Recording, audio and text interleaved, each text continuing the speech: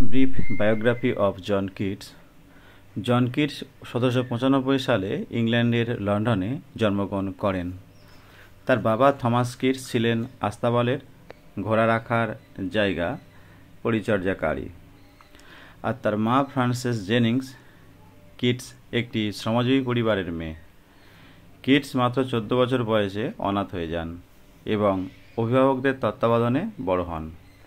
তিনি এনফিল্ডের ক্লার্কস স্কুলে পড়াশোনা করেন এবং পরে লন্ডনের গাইস হাসপাতালে একজন সার্জন হওয়ার প্রশিক্ষণ নেন। তবে চিকিৎসাবিদ্যার পথ ছেড়ে তিনি কবিতা লেখার দিকে মনোযোগ দেন। 1816 সালে তার প্রথম কবিতা প্রকাশিত হয়। তার প্রধান রচনাগুলোর মধ্যে Endymion, Lamia, the Eve of Saint Agnes অন্যতম। ওড টু এ নাইটিঙ্গেল ও ode on a Grecian urn তার বিখ্যাত ওড। কিটস জীবনে আর্থিক সংকট ও স্বাস্থ্যগত সমস্যার সঙ্গে লড়াই করেছেন। তিনি ফ্যানি ব্রাউনকে ভালোবাসতেন, কিন্তু দুরারোগ্য অসুস্থতার কারণে তাকে বিয়ে করতে পারেননি। 1820 সালে তিনি যক্ষ্মায় আক্রান্ত হয়ে সুস্থ হওয়ার আশায় ইতালিতে পাড়ি জমান।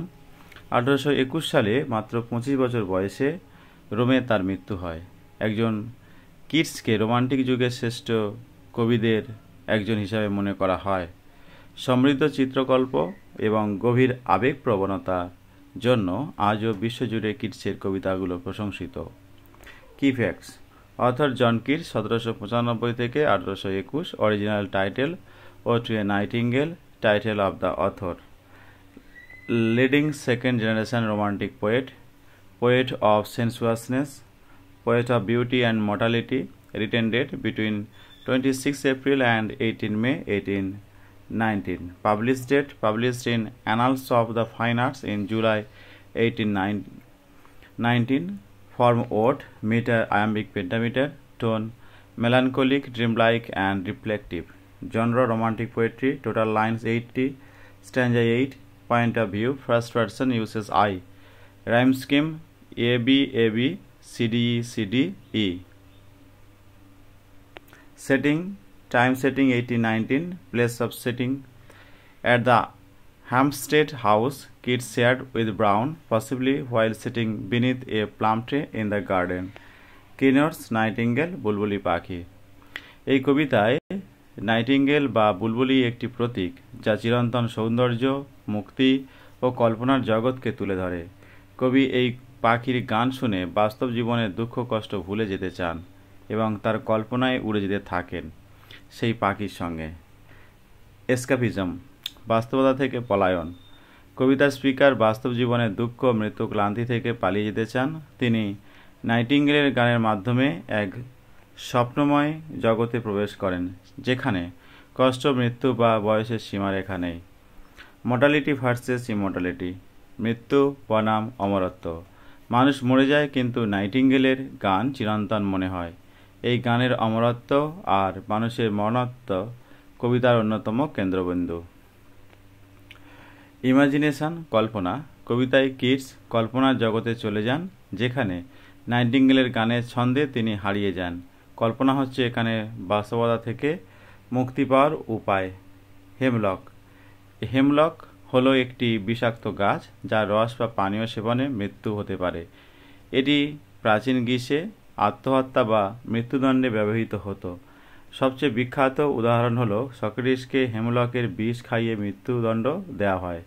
জন কিটস তার জীবনে অনেক দুঃখ, কষ্ট, রোগ এবং আর্থিক সংকটের মধ্য দিয়ে অতিক্রম করেছিলেন। তাই তিনি কল্পনা শক্তিকে কাজে লাগিয়ে পৃথিবীর দুঃখ দুর্দশাকে ভুলতে নাইটিঙ্গেলের পৃথিবীতে ক্ষণিকের জন্য চলে গিয়েছিলেন। জন কিটস এই কবিতাটি একদিনের মধ্যে লিখেন। তিনি প্লাম গাছের নিচে বসেছিলেন। ওই সময়টায় তিনি গাছের পাতার ভেতরে নাইটিঙ্গেল পাখিকে দেখেছিলেন। তিনি দেখেন নাইটিঙ্গেল পাখি মিষ্টি সুরে গান করছেন। তার নেই কোনো দুঃখ, নেই কোনো কষ্ট, নেই কোনো সীমাবদ্ধতা, আর নাইটিঙ্গেলের পৃথিবী কবির কাছে আদর্শ জায়গা বলে মনে হয়েছে। Ode to a nightingale, Bangla summary. Ode to a nightingale কবিতাটি রোমান্টিক কবি জন কিটস লিখেছেন। এটি 1819 সালে প্রকাশিত হয়। এই কবিতায় কবি জাগতিক জীবনের সমস্যাগুলি থেকে দূরে যাওয়ার জন্য যিনি তিনি তার কল্পনা শক্তির আশ্রয় নিয়েছিলেন। নাইটিঙ্গেলের গান শুনতে পাওয়া এবং প্রশংসা করা কবিতার শুরুতেই কবি বলেন, তিনি অবচেতন অনুভব করেছেন এবং তার বুকে ব্যথা হচ্ছে, কারণ একটু আগেই তিনি মাদক সেবন করেছেন। সেই মুহূর্তেই তিনি দূরে বনে নাইটিঙ্গেলের গান শুনতে পান। নাইটিঙ্গেলের এই গ্রীষ্মের গান তাকে আনন্দিত করে এবং তিনি তার মেলোডিয়াস গানের প্রশংসায় করেন। নাইটিঙ্গেলের পৃথিবীতে যাওয়ার ইচ্ছা পোষণ করা। এরপর কবি এমন এক ধরনের মাদক সেবনের ইচ্ছা পোষণ করেন যা তাকে সব কিছু ভুলিয়ে দিবে, সকল সীমাবদ্ধতা দূর করে দেবে। কবি পৃথিবীর সব কিছু ভুলে নাইটিঙ্গেলের সাথে ঘন জঙ্গলে যেতে চান নাইটিঙ্গেলের পৃথিবীতে। তৃতীয় স্ট্যাঞ্জাতে কবি হারিয়ে যেতে চান জীবনের যাবতীয় সমস্যা যা নাইটিঙ্গেলের নেই, সেগুলো থেকে মুক্তি পেতে চান। তিনি জানেন কোনো কিছুই স্থায়ী না, সৌন্দর্য একদিন ম্লান হয়ে যাবে। চতুর্থ স্ট্যাঞ্জায় কবি নাইটিঙ্গেলকে উড়ে যেতে বলেন এবং তিনি তার অনুসরণ করবেন। তিনি মাদক সেবনের মাধ্যমে না হারিয়ে কবিতার মাঝে হারাতে চান। তিনি কল্পনা করেন যে তিনি নাইটিঙ্গেলের সাথে জঙ্গলে উঠছেন। সে জঙ্গলে গাছের আড়ালে চাঁদের আলো ঢাকা পড়েছে। নাইটিঙ্গেলের গান হৃদয় স্পর্শ করা। এবার কবি জানান যে তিনি এই আলো ছায়ার ফুলগুলোকে দেখতে পাচ্ছেন না, কিন্তু তাদের সৌন্দর্য আন্দাজ করতে পারছেন। ষষ্ঠ স্ট্যাঞ্জায় কবি অন্ধকারের মাঝে নাইটিঙ্গেলের গান শুনতে থাকেন। এই গান তাকে এতটাই স্পর্শ করে যে এই গানের মাঝে মৃত্যু হলেও তিনি পরমানন্দ অনুভব করবেন। নাইটিঙ্গেলকে অমরত্ব দান এবং বাস্তবতায় ফিরে আসা। সপ্তম স্ট্যাঞ্জায় কবি বলেন, নাইটিঙ্গেল মরণশীল নয়, সে মারা যাওয়ার জন্য জন্ম নেয়নি। তার গান সেই প্রাচীনকাল থেকে সবাই শুনে আসছে। তার গান উত্তর সমুদ্রে বা পরীদের রাজ্যেও শোনা যায়। এরপর একটি শব্দে কবির চেতনা ফিরে আসে আর নাইটিঙ্গেল তার থেকে দূরে উড়ে যায়। নাইটিঙ্গেল তার কল্পনা ছিল নাকি স্বপ্ন তিনি তা মনে করতে পারেন না, তাই তিনি আক্ষেপ করতে থাকেন। তিনি এটাও মনে করতে পারেন না যে তিনি কি আদৌ জেগেছিলেন নাকি ঘুমাচ্ছিলেন। Read more ode to a nightingale English summary characters. The nightingale, a real bird, but in the poem it becomes a symbol of eternal beauty, freedom, and the ideal world.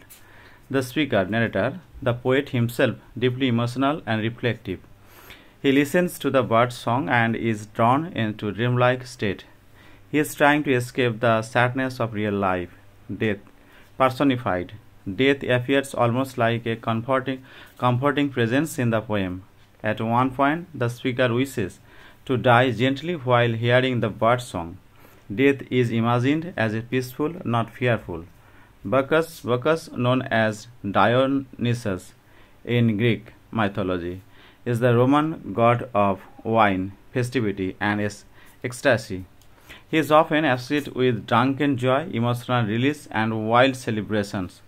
Flora Greek পুরাণে তার নাম ছিল বোট্রিস কিন্তু Roman পুরাণের Flora নামে পরিচিত। তিনি ফুলের দেবী। রুথ হিব্রু বাইবেলের ওল্ড টেস্টামেন্ট বুক অব রুথে বর্ণিত একটি নারী চরিত্র, যিনি ইসরায়েলি না হয়েও ঈশ্বরের প্রতি গভীর শ্রদ্ধা ও আনুগত্য দেখিয়েছিলেন। কোরেশনস, দা ওয়াজ